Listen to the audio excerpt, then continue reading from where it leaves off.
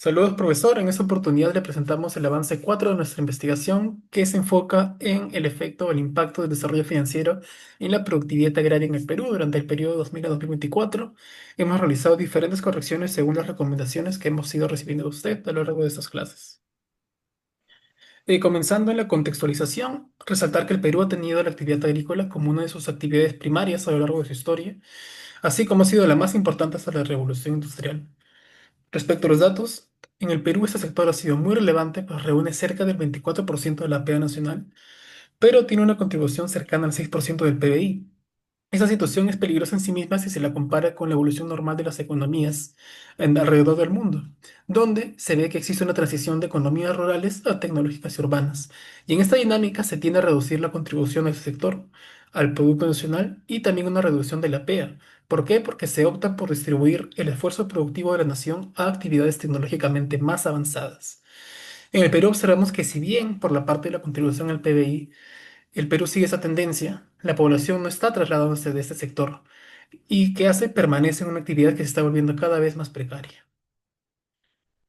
como podemos ver en esta slide. En este gráfico vemos que solo alrededor del 10% de los productores agrícolas solicitan crédito, lo que refleja una baja inclusión financiera, influenciada además por el hecho de que el 75% no cuenta o no tiene una cuenta de ahorros, debido a bajos ingresos, falta de educación financiera y desconfianza que hay en el sistema, lo que limita su acceso a servicios financieros más formales. En el segundo gráfico, vemos un problema adicional, incluso entre quienes sí se atreven a solicitar un crédito, cada vez más no lo logran obtener. En 2023 más del 10% fue rechazado. Para los bancos, el agricultor pequeño es un cliente riesgoso por factores climáticos, inestabilidad de precios y falta de garantías, y aunque ellos necesitan financiamiento para invertir, mejorar su producción o enfrentar pérdidas, el sistema financiero no logra cubrir esa necesidad. Por ello planteamos, o bueno, nuestros problemas, como problema general es cuál ha sido la relación dinámica de corto y largo plazo entre el desarrollo financiero y la productividad agraria en el Perú durante 2000 y 2024. Como problemas específicos, si existe evidencia de una relación de equilibrio a largo plazo, cómo se ajusta la productividad agraria entre desequilibrios de corto plazo en el desarrollo financiero y qué impacto inmediato y acumulado tiene la formación bruta de capital fijo, apertura comercial y empleo agrícola en la estabilidad y magnitud de la relación entre nuestras variables. Siguiente. Bueno, este estudio busca analizar la relación entre el sistema financiero y la productividad agrícola, como ya lo mencionamos, un tema poco abordado en comparación con otros sectores. La mayoría de investigaciones se centran en la relación global entre finanzas y crecimiento, pero no en el ámbito agrario. La investigación contribuye a los Objetivos de Desarrollo Sostenible 9, 11 y 12, vinculados con innovación, sostenibilidad y producción responsable. En relación a nuestros antecedentes, el primero es el de Yadav y Goyari, desarrollado en India en 2024, en donde encuentran que el desarrollo financiero medido por profundización bancaria incrementa significativamente en la productividad agrícola. Por otro lado, tenemos el de Seven y Tumen en 2020. Ellos desarrollan un panel de 104 países, tanto países desarrollados como en desarrollo, en donde muestran que duplicar los créditos agrícolas aumenta la productividad entre 4 y 5%, con mayor impacto en países en desarrollo. Y a nivel nacional tenemos el de Zafra y otros autores en 2023, en donde evidencian que la gestión financiera y la inclusión financiera mejoran el desarrollo empresarial de pequeños productores, resaltando la importancia de capacitación y acceso a servicios formales. En Siguiente. cuanto al marco referencial, profesor, hemos seleccionado las más relevantes para poder mostrar. En primer lugar está la teoría de intermediación financiera, que se fundamenta en que los intermediarios surgen para cubrir asimetrías de información, los altos costes de transacción, que son en este caso fallas de mercado, y reúnen el ahorro disperso de los agentes superavitarios para convertirlos en crédito invertible. Mientras que las entidades financieras tradicionales como los bancos optarían por guardar activos de bajo rendimiento y riesgo por precauciones o por cuestiones regulatorias, reduciendo así el acceso a crédito a estos mercados diferentes, lo que puede suponer en el sistema tradicional financiero terminaría marginando sistemáticamente ciertos sectores productivos, como es en este caso nuestro sector agrario. Mientras que por otro lado tenemos la teoría del acelerador financiero, que fue formulada por Bernanke et al., el cual explica cómo choques económicos exógenos afectan el valor patrimonial de los prestatarios y se amplifican vía encarecimiento del crédito. En el sector agrario, donde predominan justamente unidades pequeñas y frágiles financieramente, estos choques reducen el acceso al crédito y perpetúan así la vulnerabilidad financiera, de forma que se destaca justamente el uso de financiamiento inclusivo y enfocado para evitar caer en la trampa de la pobreza rural. Ese es el mapa, en este caso, estructural a nivel teórico de nuestra investigación. En cuanto a los objetivos generales específicos, hemos readaptado los objetivos para enfocarlos en el análisis de las dinámicas de corto y largo plazo. En este caso, enfocados en el coeficiente de ajuste dinámico y el efecto de los controles. Este mismo enfoque se da para las hipótesis, el cual nos hemos centrado en analizar justamente los efectos dinámicos del desarrollo financiero en la productividad, alineados con los objetivos y las preguntas, en este caso a nivel general y específicos. En cuanto al tipo de investigación, es aplicada, deductiva y cuantitativa, ya que se trabaja con series de tiempo obtenidas de fuentes oficiales. Respecto al diseño, es no experimental porque no se manipulan las variables y tiene un enfoque longitudinal, ya que se analiza datos a lo largo del tiempo. También es correlacional, pues busca identificar la relación entre la productividad agrícola y el desarrollo financiero junto con las variables de control. Siguiente.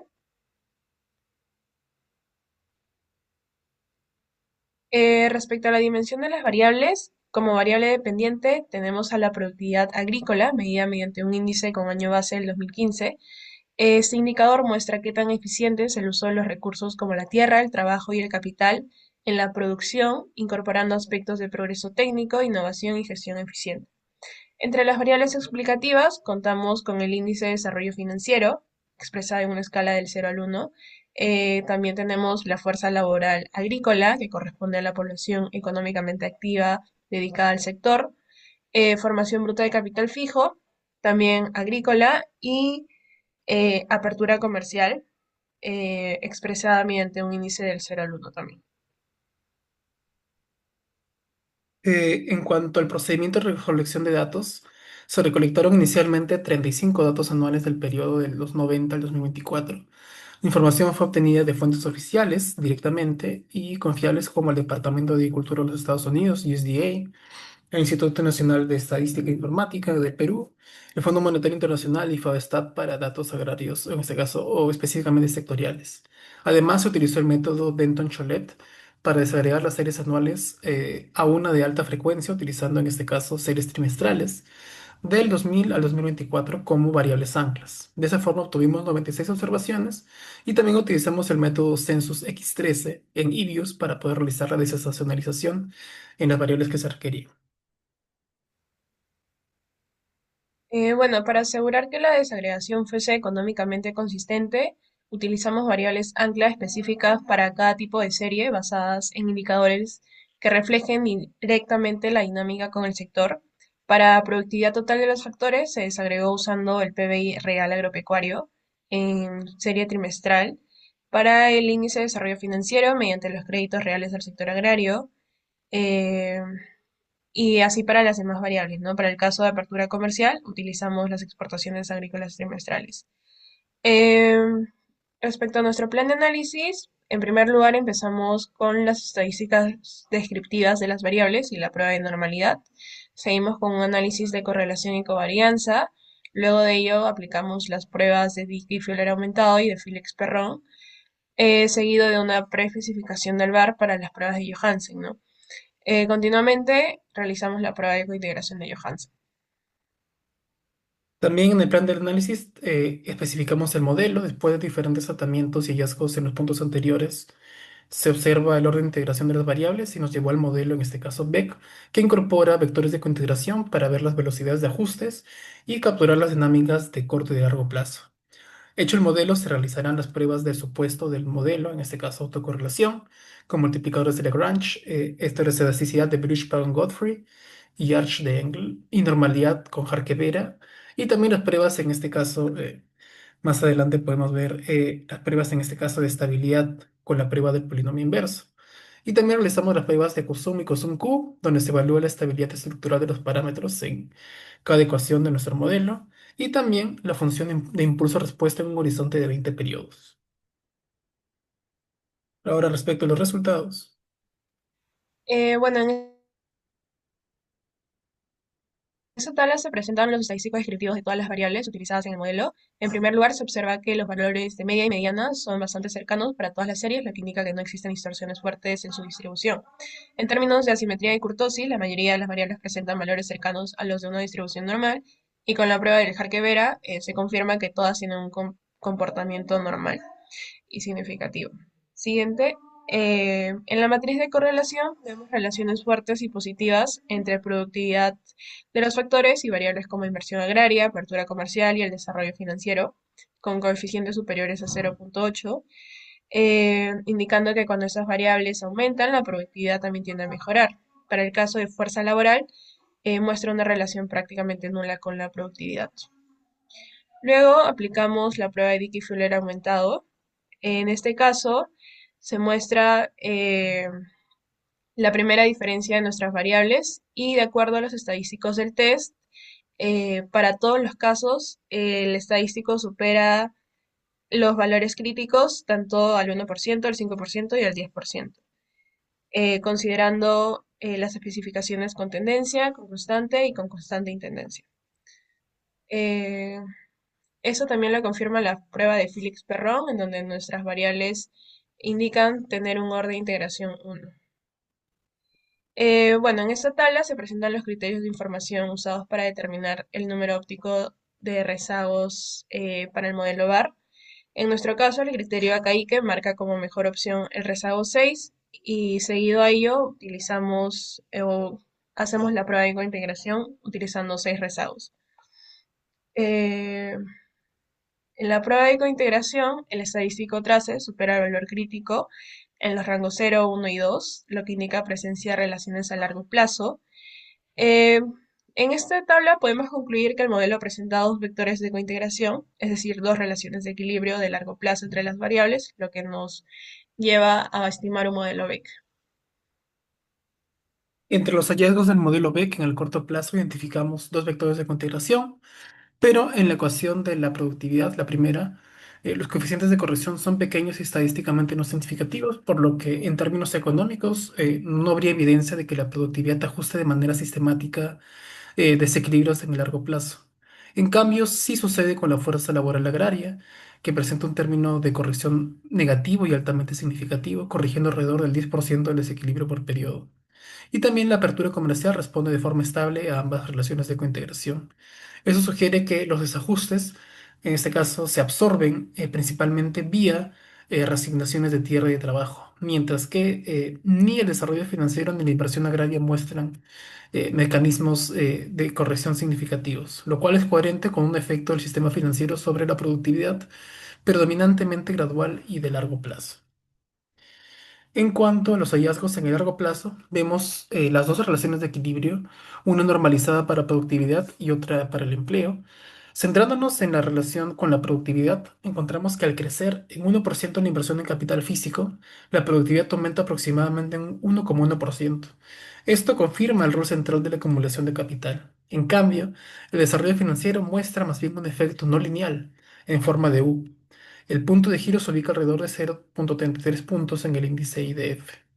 Por debajo de crecimiento bajo ese umbral, incrementos del desarrollo financiero terminarían reduciendo la productividad, lo que sugiere una misasignación del crédito hacia sectores no agrarios, o bien también que a partir de ese nivel, en el componente cuadrático, mayores avances financieros, es decir, un desarrollo más profundo y pronunciado, se traduce en más crédito efectivo para el agro y en ganancias claras de productividad. Es decir, que el desarrollo financiero sí alcanza al sector, en este caso el canal de crédito. Fases más avanzadas del desarrollo financiero terminarían por fin facilitando la asignación eficiente de recursos y cumpliendo así con la teoría de intermediación financiera, donde mayor desarrollo impulsa la productividad del sector. En cuanto a las relaciones con el empleo sectorial, resultan muy similares a las dinámicas frente a la productividad, como se puede ver en pantalla. También respecto a las pruebas del modelo, el modelo cumple los supuestos de no autocorrelación, también el de normalidad, que fue controlado por medio de, en este caso, la incorporación de dummies en outliers identificados en el año 2003 y en el 2020, durante la pandemia. Y también cumple con el supuesto de homoscedasticidad por la prueba de Virus-Pagan y la heteroscedasticidad condicional en la prueba ARCH. En cuanto a la estabilidad, el modelo es estable bajo la prueba de estabilidad de raíces unitarias o de polinomio inverso. Ningún eigenvalor sale fuera del círculo unitario y se asumen valores de uno que son las relaciones de cointegración. En cuanto al análisis costum y costum, vemos una estabilidad estructural del periodo de análisis. En este caso, los valores no escapan de las bandas, lo que sugiere una estabilidad en los parámetros y ausencia de cambios abruptos. Finalmente, en la función de impulso-respuesta, en un horizonte de 20 periodos observamos que los efectos, en este caso de los impulsos de las variables financieras sobre la productividad, dependiendo del nivel, es decir, en su forma cuadrática o lineal, empiezan a acentuar su efecto en el tiempo. Eso se ve en este caso en el indicador de desarrollo financiero cuadrático, el IDF2, el cual tiene un efecto positivo sostenido y creciente sobre la productividad, mientras que a nivel lineal, impulsos en el desarrollo, que en este caso serían poco profundos o pequeños, tienen impactos positivos momentáneos, que a la larga terminan revirtiéndose.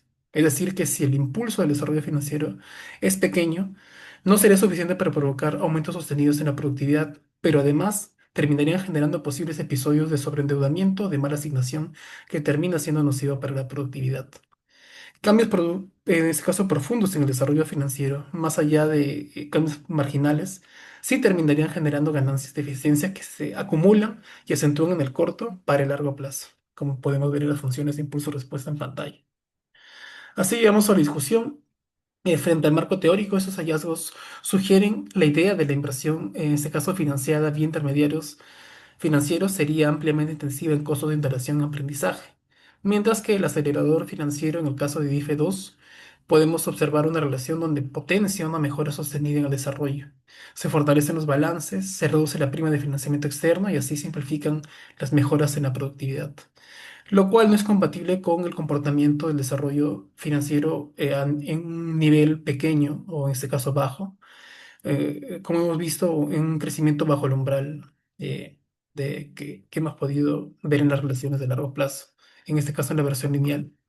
También se confirma la existencia así de una relación de equilibrio de largo plazo entre la productividad de los factores agrarios y el desarrollo financiero, que está en línea con la teoría de intermediación financiera, ¿no? Un sistema financiero más profundo se asocia así con un crecimiento en la productividad en el largo plazo. Frente a los antecedentes, pues, los hallazgos más relevantes son justamente evidencia de cointegración entre la productividad y el desarrollo financiero, el cual es consistente con los trabajos, en este caso, que documentan vínculos de largo plazo entre estas variables, como en el caso de Yadav y Goyari principalmente, y otros estudios que la mayoría de estos han sido enfocados para economías emergentes, como el caso del Perú. Se observa así los efectos del desarrollo financiero sobre la productividad agraria, que son principalmente graduales, no se ven en el corto plazo y en parte también condicionados por la estructura real, como la inversión de capital fijo, el empleo y la apertura, en este caso comercial. Caso importante es que la presencia del término cuadrático del desarrollo financiero aproxima los resultados a justamente la evidencia de umbrales financieros encontrada en la literatura reciente.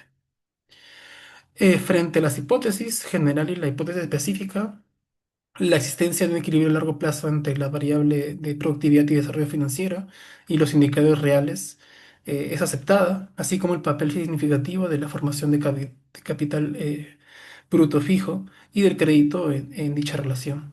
Por otro lado, la hipótesis que planteaba un fuerte ajuste, perdón, de la productividad vía un término de corrección del error negativo significativo es rechazada.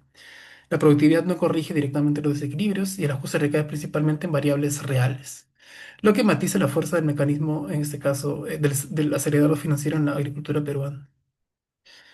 En cuanto a la conclusión, eh, los resultados confirman la existencia de una relación de equilibrio a largo plazo, junto con, en este caso, lo que es la productividad y el desarrollo financiero, con también las variables reales.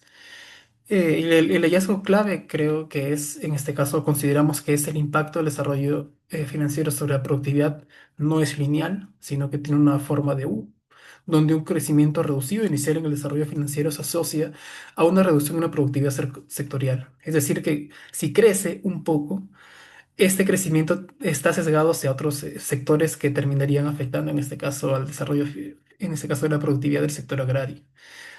Y que genera un impulso pasajero en sus etapas tempranas, que podría justificarse justamente por esta, en este caso, este sesgo en contra en este caso, el marginamiento del sector dentro del sistema financiero, eh, en detrimento en este caso, porque busca asignar capital a sectores más productivos, ¿no? O también posiblemente por episodios de sobreendeudamiento debido a una mala asignación de los recursos.